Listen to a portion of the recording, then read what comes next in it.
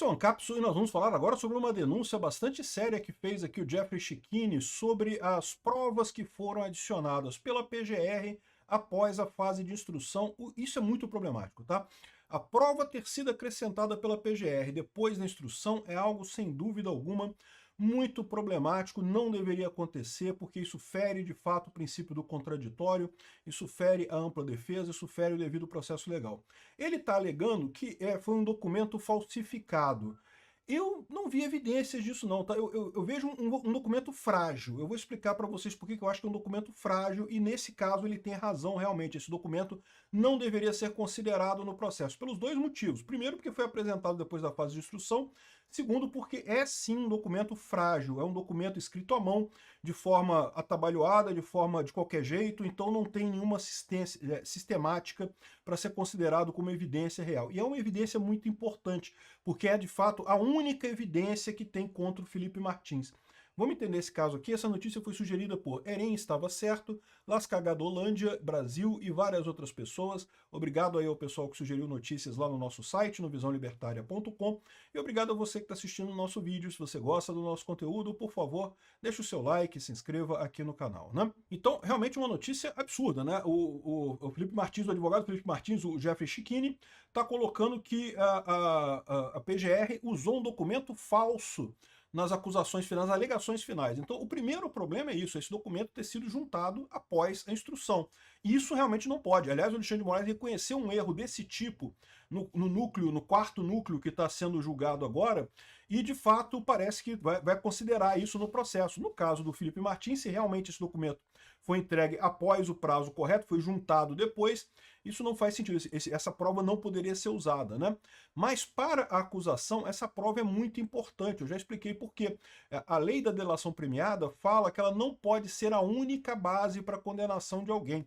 Você tem que ter provas adicionais que condenem aquela pessoa.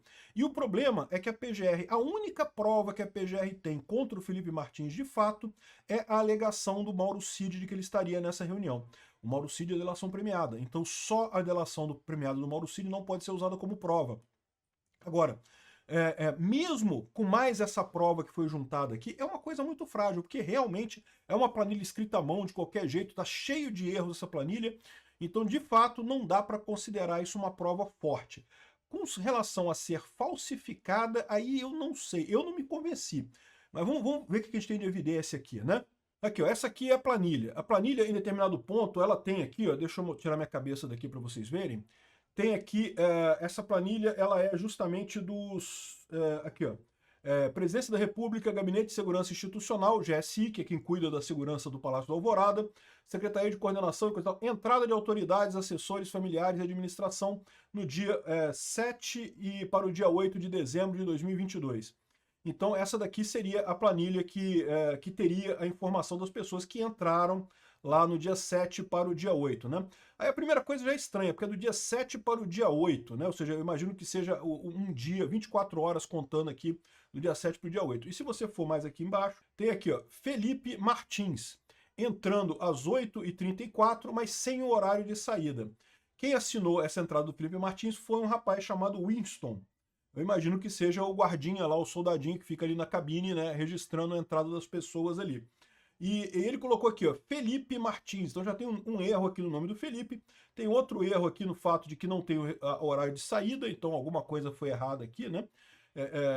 O fato de ser escrito Felipe ao invés de Felipe significa que ele não pegou a identidade do Felipe, porque na identidade do Felipe está escrito Felipe, é Felipe com I. Agora, pode ser pode ser fonético, né? Ou seja, a pessoa não mostrou a identidade, apenas falou o nome. E aí, neste caso, pode haver confusão realmente entre Felipe e Filipe. São palavras muito parecidas, foneticamente você pode se confundir, né? Então, de novo, o grande ponto aqui é uma prova frágil, é uma prova que não tem muita certeza de que isso é verdade, né? Ao passo que o Jeffrey Schichini mostrou aqui, ó, o relatório de fato de entradas e saídas emitido pelo sistema e que não consta essa entrada lá. Então isso daqui me parece uma prova muito mais robusta, algo muito mais robusto no final das contas para uma prova tão importante como essa. Porque lembra, a lei da delação premiada fala que não pode ser só delação premiada, tem que ter provas que corroborem a delação. Mas a única coisa que eles têm é isso, porque eles não têm a tal da minuta que foi discutida. Nenhuma das outras testemunhas reconheceu o Felipe Martins lá. Não tem nenhuma indicação de que ele estava lá. Mais do que isso, o Jeffrey Schickini falou que os dados de triangulação do celular dele, o GPS do celular, mostra que ele estava em outro lugar de Brasília, não estava na Alvorada. E ainda mais, ele pediu um Uber ou pediu alguma coisa de comida, usou algum serviço que mostrava que ele estava fora do Palácio da Alvorada, né, onde teria sido esse encontro, suposto encontro lá que se discutiu o plano do golpe. Isso tudo, ainda lembrando que ainda tem um absurdo ainda maior que isso, que é o fato de se considerar uma reunião em que se discutiu uma minuta de um documento como início de execução de golpe. Não é. Isso é cogitação, no máximo preparação, atividades que não são puníveis. Ou seja, não saiu nada disso daí.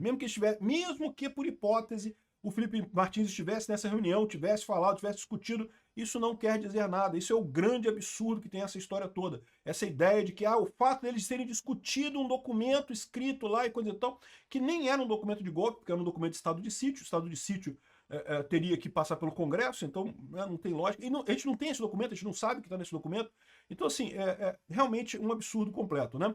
E, de novo, a única prova que a PGR tem é esse documento cheio de falhas aqui, cheio de problemas, cheio de incerteza, escrito à mão e coisa e tal. Isso aqui é realmente uma coisa muito fraca para uma situação muito importante. Não deveria ser uma prova valorada nesse caso, né?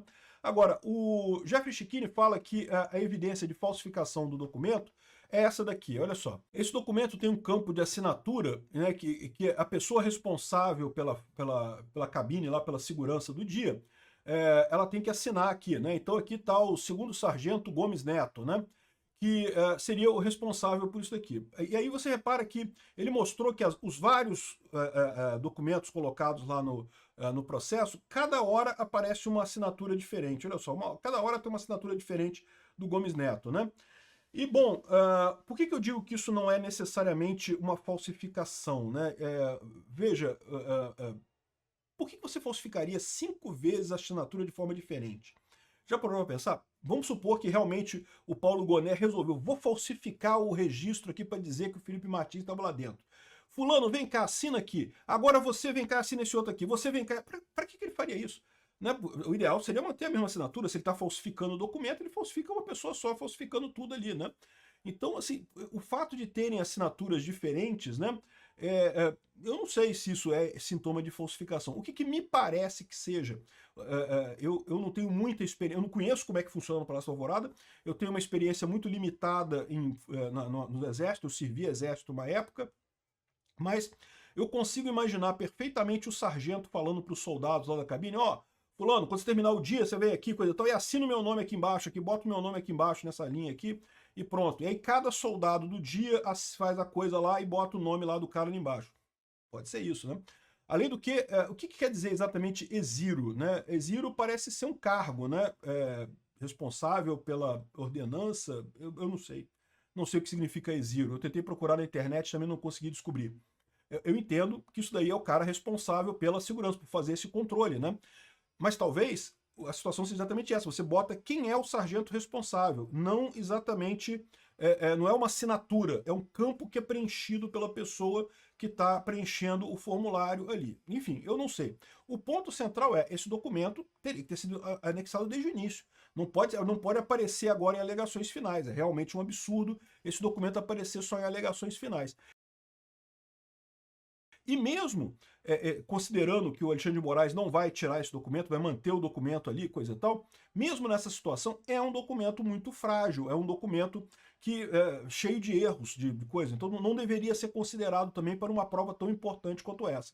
Então eu concordo plenamente com o Schickini que tem coisa estranha aqui, que não deveria ser considerado esse documento, mas eu acho que o argumento maior de todos ainda é o argumento que é o mesmo do Bolsonaro, que é o mesmo do resto do pessoal.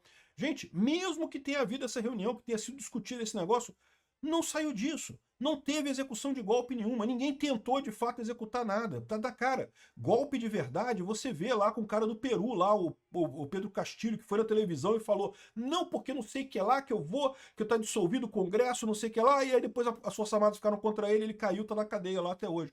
O cara da Coreia do Sul, mesma coisa. Foi na televisão, falou, não, está dissolvido o Congresso, as Forças Armadas vão tomar conta, não sei o que lá, não sei o que lá, vou botar um sensor em cada jornal, e as Forças Armadas não gostaram, prenderam o cara tá preso lá. Isso é uma tentativa de golpe, efetivamente, né? A pessoa tentar fazer o golpe. E isso não aconteceu. Bolsonaro não aconteceu. Ah, mas discutiu, pensou. A cogitação não se leva a sério nessa coisa, não é crime. Consta que a Dilma também, quando estava perto do impeachment dela, chamou os chefes das Forças Armadas para perguntar o que podia fazer, não sei o que lá e coisa e tal. E teve a reunião e conversaram, e conclusão que não podia fazer nada. E beleza, é isso aí. Foi mais ou menos o que aconteceu com o Bolsonaro também. Chamou o pessoal, discutiu, imaginou o que pode ser, o que pode ser, o que pode ser. Ah, não pode fazer nada. Então pronto, acabou. Então, chamar isso de golpe é um absurdo. Eu acho que esse é o ponto principal nessa história, né? E lógico, essa prova ter sido colocada depois da instrução é um absurdo. Tem que se considerar as várias evidências contrárias de que o Felipe Martins não estava nessa reunião. E se o Felipe Martins não estava nessa reunião, então não tem nada contra ele, absolutamente nada. O cara está sendo mantido preso de uma forma absurda, né? De uma forma totalmente arbitrária, sem sentido nesse processo como um todo, né? Então, ele ainda mostra aqui ó, que tem uma outra assinatura do cara, né, num processo externo dele aí. Mas, de novo, se for isso que eu falei, que né, ele mandava o guardinha do dia lá, o soldado que está na cabine preencher o nome dele lá, aí explica, né? Porque não é a assinatura dele, né? Não é ele que está assinando ali, ele mandou o guardinha. Ah, isso pode invalidar o documento? Isso pode invalidar o documento, tá? Porque eu não sei, de novo, eu não tenho expectativa, eu não sei como é que funciona esses documentos lá da segurança do Palácio da Alvorada. Pode ser que o sargento devesse, por dever de ofício, assinar esse documento. Se ele não assinou, se ele terceirizou isso para o soldado, pode ser que esse documento seja inválido. Isso é verdade. Isso procede. Porque é um documento que está fora do padrão, né? Mas, enfim, eu não conheço o suficiente para poder dizer uma coisa ou outra no final das contas. O fato é que está mais do que claro que esse processo todo está sendo feito com um objetivo já definido. Eles já querem condenar todo mundo. Muito triste isso. Está mais do que na cara que isso vai acabar com a condenação de um monte de gente à toa. A expectativa só é da anistia. Espero que a anistia passe para a gente pacificar o país e acabar com essa lambança, porque realmente é um absurdo o que o Alexandre de Moraes está fazendo. Obrigado por assistir o vídeo até o final.